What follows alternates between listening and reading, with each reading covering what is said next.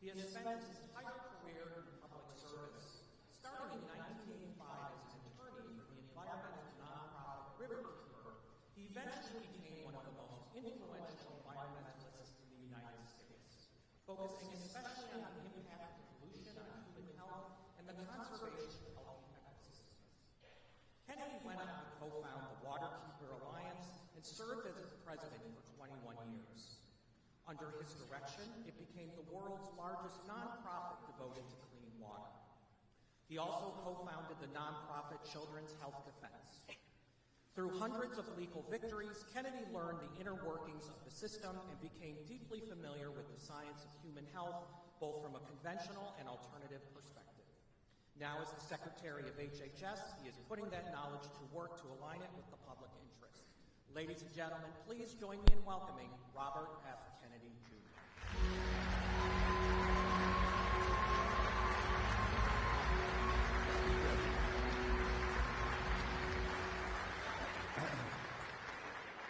Thank you all very much. I know that for all of you, your lives, each one of you have been touched by this disease. And my life and my family is no exemption. I lost my brother, who was my closest friend, to this disease. I lost another brother, not directly through overdose, but through what I believe is a symptom of this disease. During the pandemic, I lost a niece who was like a daughter to me, who lived in our home for much of her life, went on vacations with us. And we think that she took her first drug and overdosed on it and died at my mom's house. I lost another niece a few months later, not to death, but she's a quadriplegic. She was sober. She went out.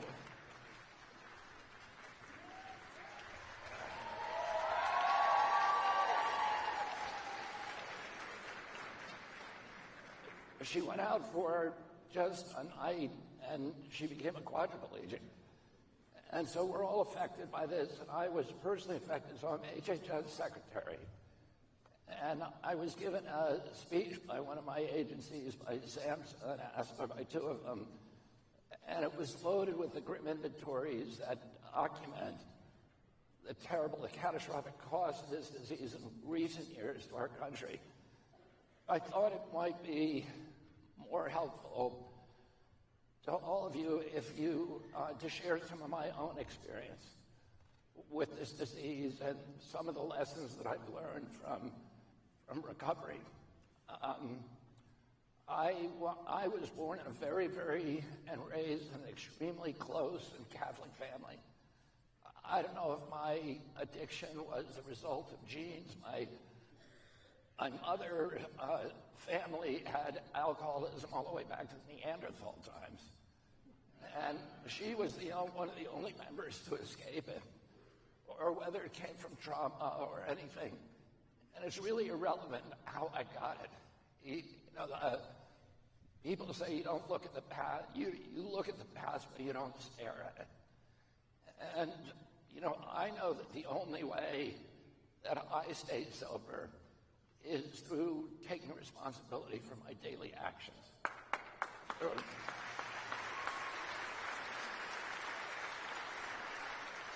By accepting things I can't control and trying to practice gratitude for them. And with the knowledge that the only thing that I really control is this little piece of real estate inside of my own shoes. And I can have control over my behavior, my daily conduct, and not of the world around me. And I can't let the world around me control me.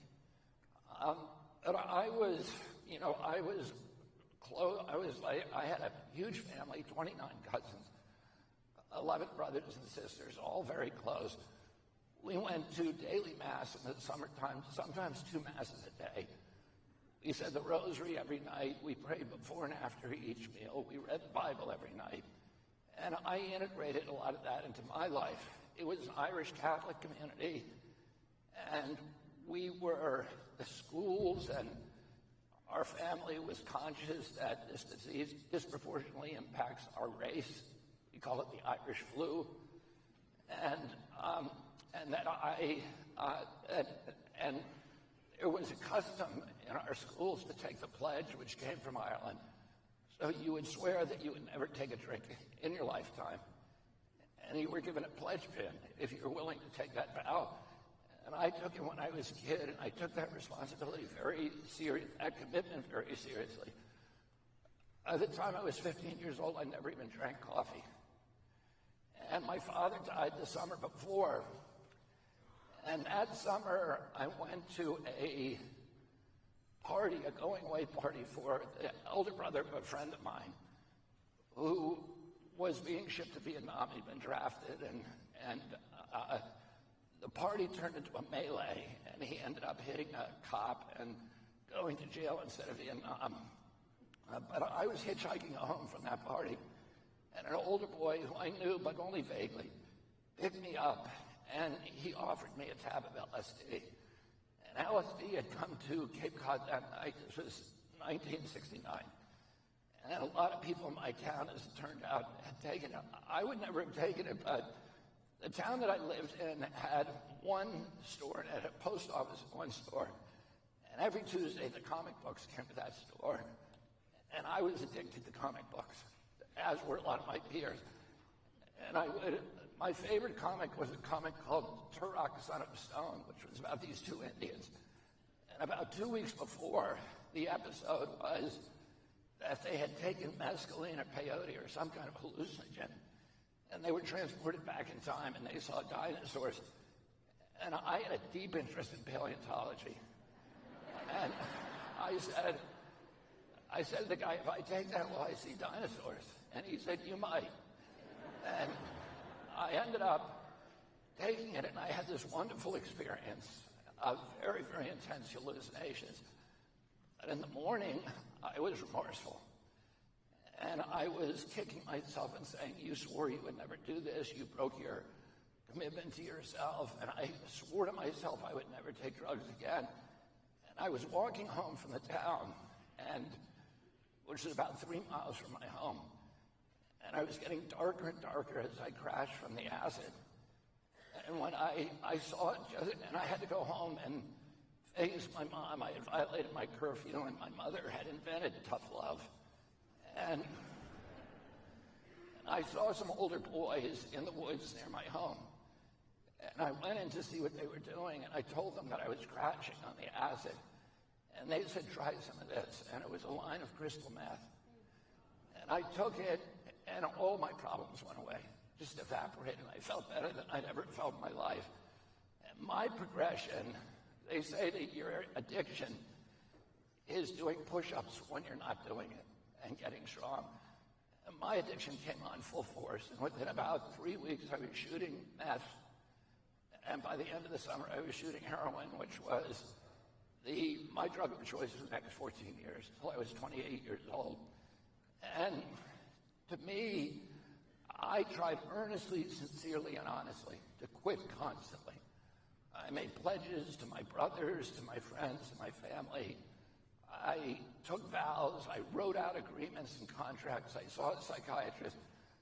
I did everything that I could think of, and nothing worked. And to me, the most demoralizing feature of this disease was my incapacity to keep contracts with myself.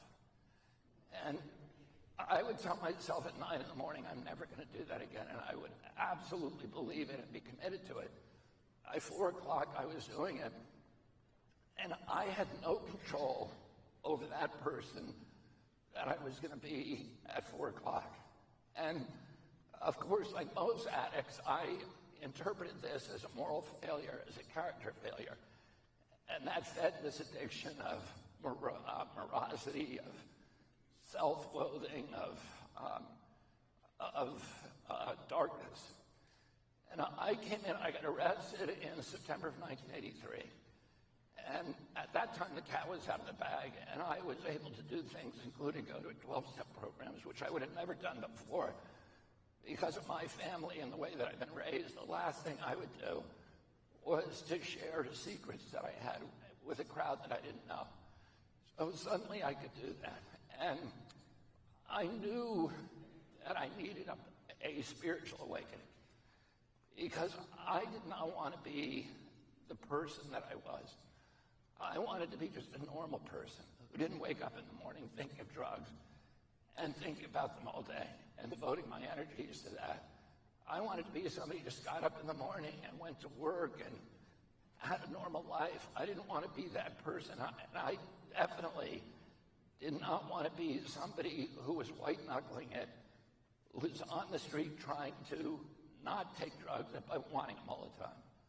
I just wanted to be a different person. I've 12-stepped with many people in my program over the years, and a couple of times people said to me, including a cousin who's now dead from this disease, he said to me, I don't want to go to that program, that 12-step program, because they brainwash you. But if somebody had said to me that time that I could get brainwashed, I would say, bring it on, because my brain needed washing. I did not want to be that person. Oh. And I had a friend, my little brother's best friend, who used to take drugs the same way that I did, and snorting lines and shooting dope. And he became a Moonie. He joined the Unification Church, and he became a follower of Reverend Sun Myung Moon. And he would still hang out with us, but he just didn't want drugs anymore. And we could do them right in front of him. And he had no compulsion. And I used to think about him when I first started getting sober. And I would think to myself, because I had a lot of biases at that time, oh, I'd rather be dead than be a Moonie. But I wish there was some way for me to distill whatever he had that made him impervious to that compulsion without becoming, a religious nuisance. And at that time, I picked up a book that was just laying on a table by Carl Jung called Synchronicity.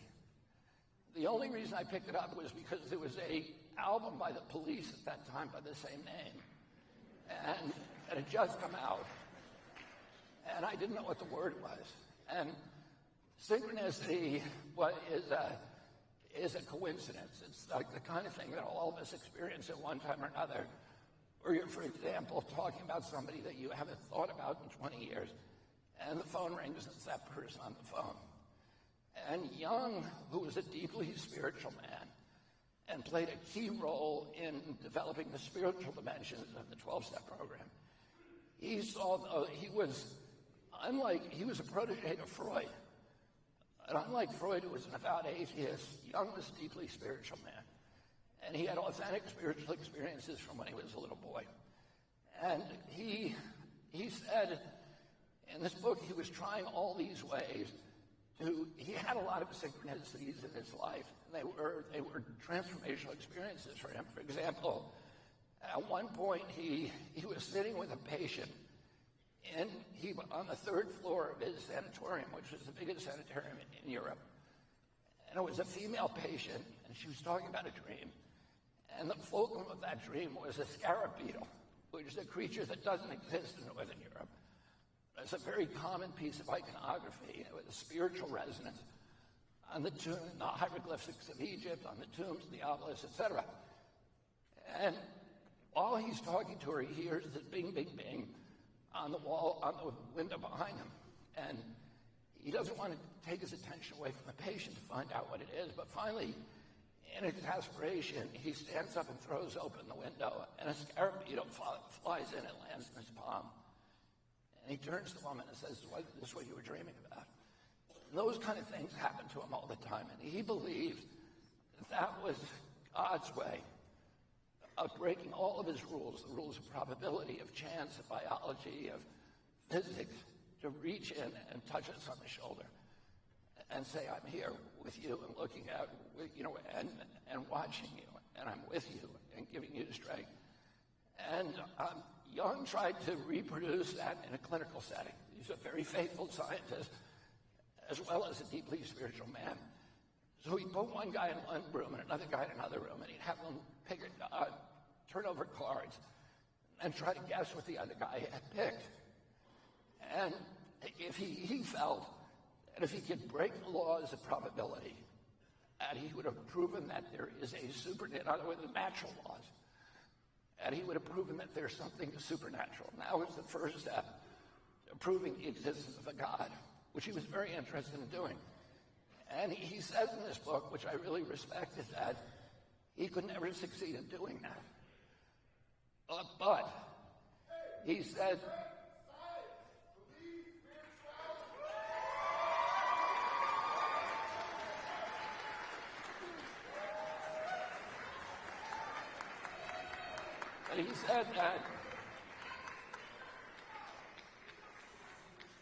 he said that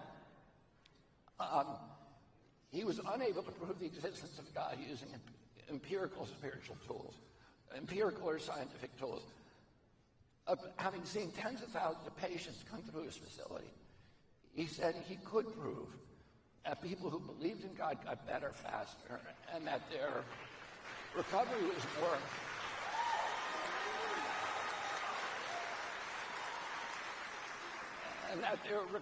more enduring. And for me, that was much more impactful than if he had said that he had proved the existence of God, which I wouldn't have believed. What he was saying is that if you believe in God, you're more likely to get sober, and that your sobriety is going to be more enduring.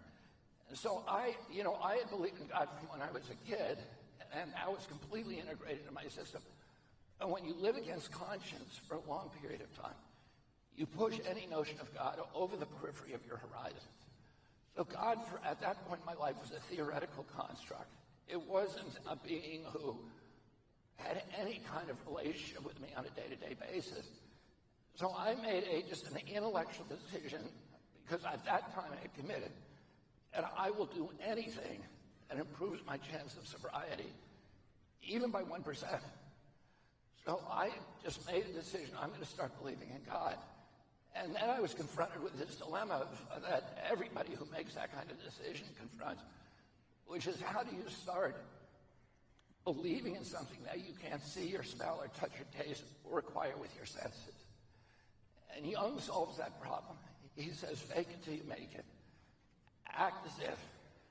And that the obedience and the faith will precede the evidence. The evidence will become overwhelming. At first, you have to make that choice. So I made this decision, and I started behaving like that.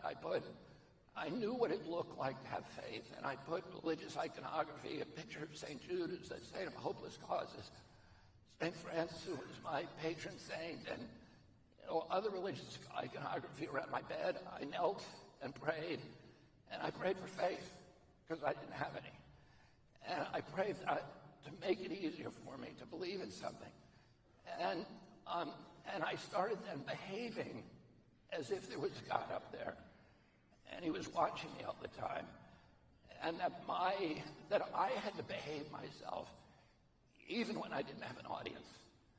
So I started breaking my day down into about 40 different moral decisions.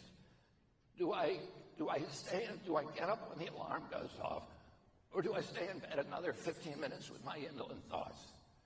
Do I make the bed when I go up? I've been on the road for 2.5 years living in hotels, and I make the bed every day, which is insane. But I do it. I do it because I made a commitment, and I can keep commitments now. I do it because what I'm trying to do is to build character, and not to make a big pile for myself, and whoever dies with the most stuff wins.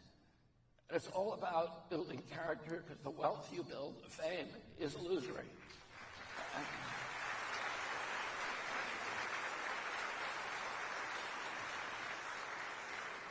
Do I put the water in the ice tray when I put the ice tray back in the freezer?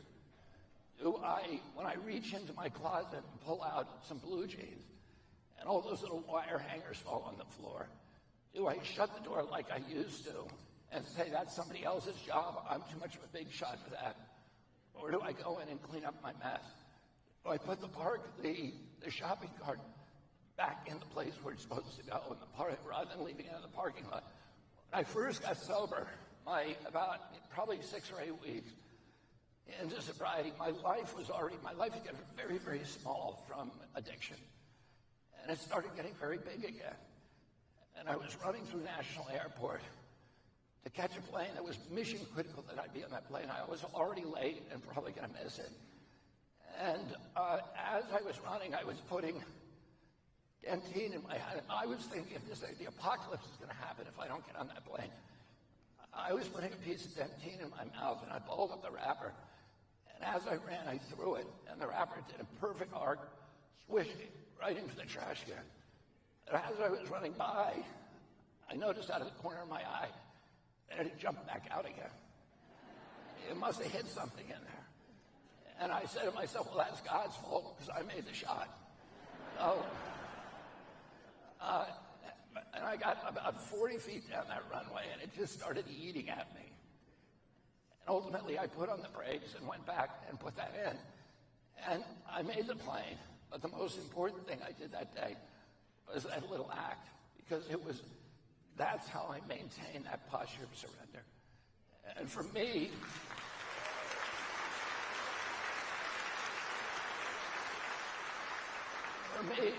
surrender was easy when I first came in, because my life made it obvious that I didn't know how to run things, and I had to let somebody else, which was God, run them. When the cash and prizes start flowing in, my inclination is to say, thanks, God, I got it from here, and take the wheel of the car and drive off the cliff again. And the challenge for me, and I think for all of us who are trying to maintain long-term sobriety, is how do we stay in that posture of surrender, even when everything's going well in our lives? And my life started going well, and these miracles began. When I first came in September of 1983, I go to a meeting every day. I got off the plane last night, and I went to a meeting.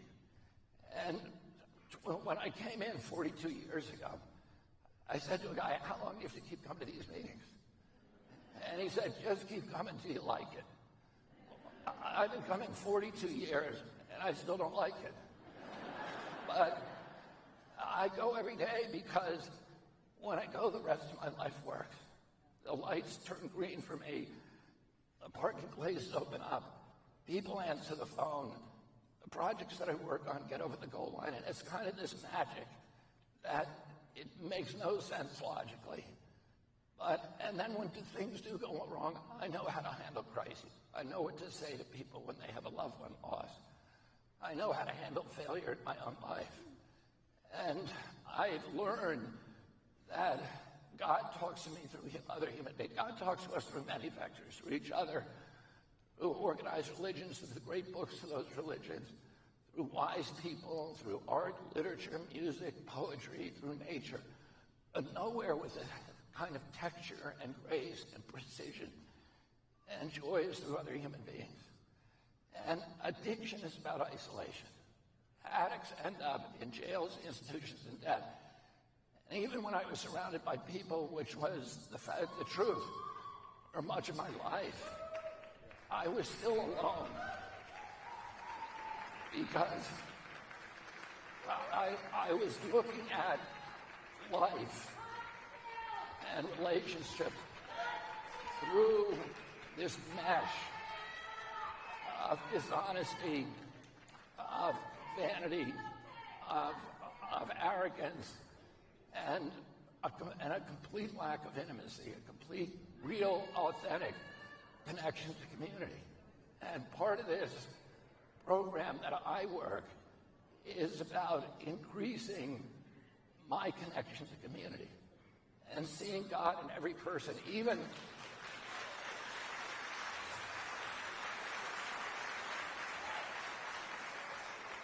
people that I don't particularly like. In fact, God talks to me most through those people.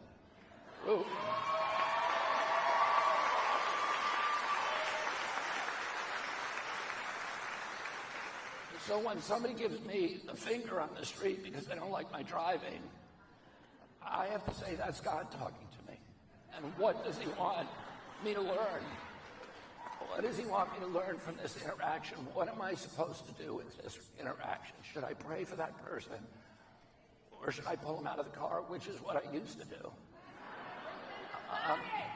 And it has a magical impact on me. Thank you very much.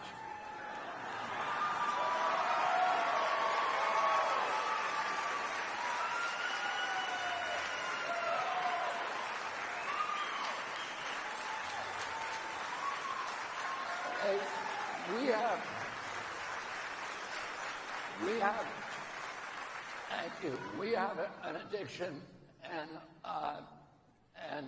overdose crisis in this country. That I think last year we lost 106,000 kids. This is double the number that we lost during the 20-year Vietnam War. And we need to pay the same attention to this crisis, which is a national security threat and a threat to everything we love about our country as Vietnam. And you know, President Trump was in, 3 weeks ago, he met with Claudia Sheinbaum, the new president of Mexico, and he said to her, all of the drugs are coming through your country. Do you have a addiction problem? And she said, no, not really. And he said, why is that? And she said, because we have strong families in this country. And one of the things that addiction is a source of misery. It's also a symptom of misery. And it's a source. It makes the addict miserable, and it makes everybody who he has relationships with miserable.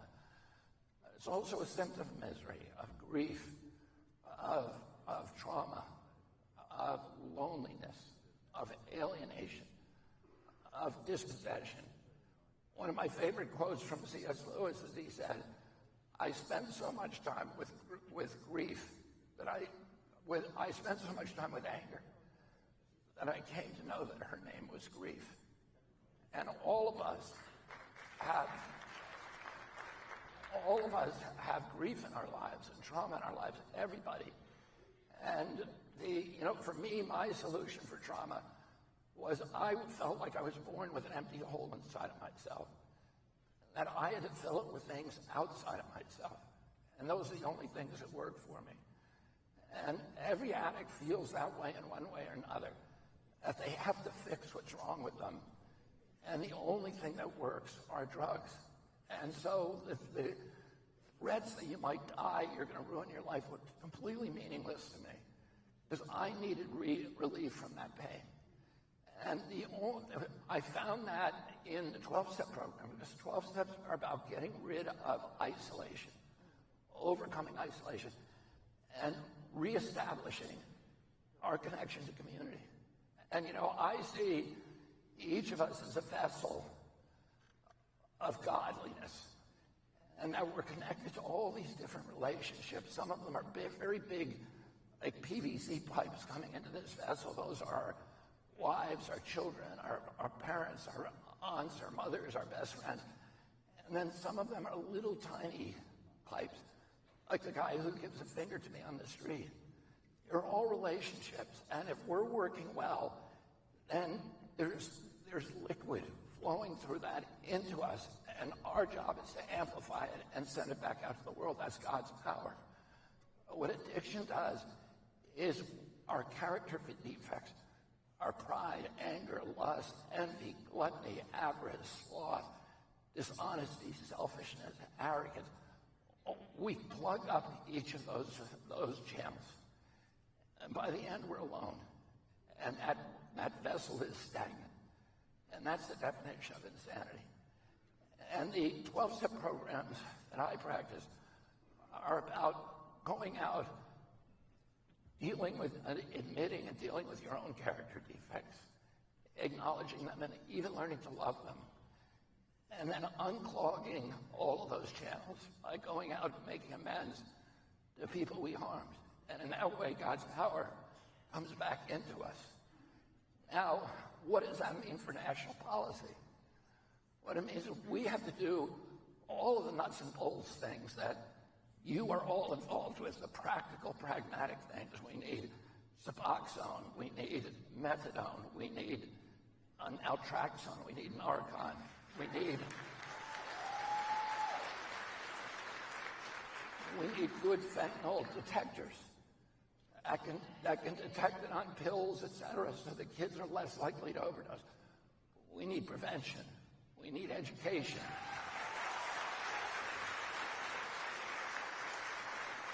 And we need treatment. And we have $4 billion at my agency to finance those solutions and those attacks on addiction and overdose.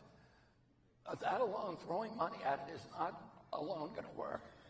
We need to really focus on reestablishing these historic ties to community. We have this whole generation of kids who's lost hope in their future. In 2013, there was a poll in which people under 40 years of age were asked, "Are you proud of the United States of America?" And 90% of them said yes. The same poll taken last year, 17% said yes. So you have this whole generation of children that's lost faith in our country, lost because they've lost faith in their own futures. And they've lost their ties to community. And one of the things we need to do, by the way we live our own lives individually, but also through policy changes, is to try to reestablish for those kids, one, hope for the future, but also a sense of connection and usefulness to community. And there's many ways that we can do that, and particularly through service. Bill Wilson established the AA program. Well, he went to the Oxford Group, which was the predecessor organization, which had 8 steps. That were 8 of the steps that are part of the AA program, but originally there was just 8. And they were designed to induce a spiritual awakening, and he had a spiritual awakening. His desire, like for me, the day I had it, I never had a desire for drugs and alcohol. And the same thing happened to him, and he was 6 months down the road. Could not imagine that he'd ever drink again. It was incomprehensible to him that anything like that would ever happen. He went out to Akron, Ohio, then inked a deal to buy the big vendor for Firestone and Goodyear, which had made him a millionaire during the height of the Depression. And he had spent his entire fortune preparing for that deal. When he got out there, another company came in and undermined it, and they signed the deal. And he had a moment standing in the lobby of the Mayflower Hotel in Akron, and the entire compulsion to drink came back to him in full force, like he'd never experienced it before. And he was 20 feet from the lounge. He could hear the clinking of the ice in the glass. He could hear the laughter of the patrons. And it was summoning him to go back into that bar. And he had the central revelation of all the 12-step programs, which was the only way he was going to stay sober that night, is if he found another alcoholic to help. And he went into a phone booth and started frantically dialing preachers, Salvation Army hospitals, looking for an alcoholic in Akron. And he found Dr. Bob. Dr. Bob agreed to meet with him. Dr. Bob had heard it all and was not interested, but he agreed because he was a nice guy. And when he walked in, he said, "You got 15 minutes. They ended up talking all night, and that was the first AA meeting. And they agreed the next day, the only way we can stay sober is by helping another alcoholic. So service. And Bill Wilson realized you can't live off the laurels of the spiritual awakening. You get a daily reprieve. You have to renew the spiritual awakening every day, and the way that you do that is being useful to another person. And, I tell people who are unhappy with their lives, who lost a boyfriend or a girlfriend, who are in a depression, I say one of the best ways to deal with that is to wake up in the morning and instead of saying, what can I do to make myself happy? What can I do to make myself more loved? What can I do to get my boyfriend back? I say, when you get up in the morning, you have to ask one question. You have to say, reporting for duty, sir. And then you have to ask one question and say one prayer. Please make me useful to another human being today.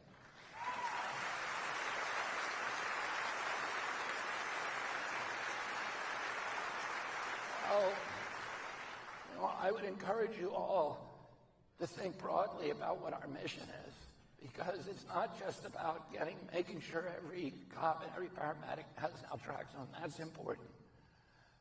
And it's not just prevention on the border. That's important. It's not just making sure that every addict, when they have those moments, when they're willing to ask for help, that there's a rehab ready for them to go to. And that is critically important.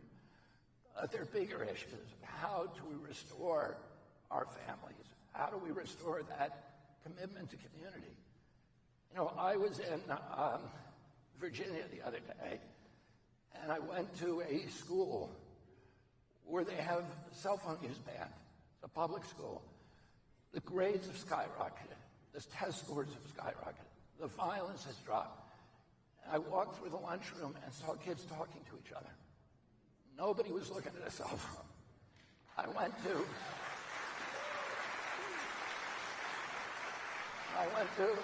the Mennonite community a couple weeks ago. The same thing. There were kids. They discouraged the use of cell phones. The kids. We had a huge mass dinner with 400 people. The kids were all sitting together, talking and laughing. They were out playing in the parking lot with each other, and nobody was looking at a cell phone. And these little devices that we have are taking us away from each other. And that feeds the addiction crisis. And what we need to learn to do is one of the great things that they told me there is they said, you know, when I was at Louisa County in Virginia, they said the parents, I talked to the parents and they said it's so great because now the kid is much easier to tell the kid, don't use a cell phone from you drive. Don't use it at the dinner table. And they have dinners with each other where they actually talk with each other. And all of us in this age have a hard time being parents.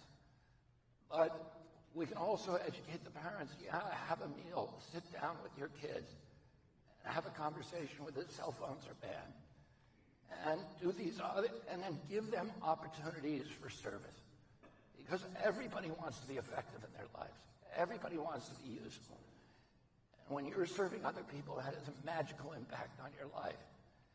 It takes away the depression. The self will run riot.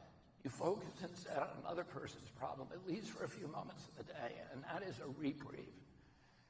And we need to think creatively about providing them those opportunities. As saying, you know, banning cell phones in school is one of the things that we need to do to remedy addiction, not just all the standard nuts and bolts things, which we need to do. We need to do everything we can to reestablish hope in our kids, to reestablish a sense of mission in their lives, a sense of purposefulness, and opportunities for them to act as part of a community. So thank you all very much for your commitment to this issue, and God bless you.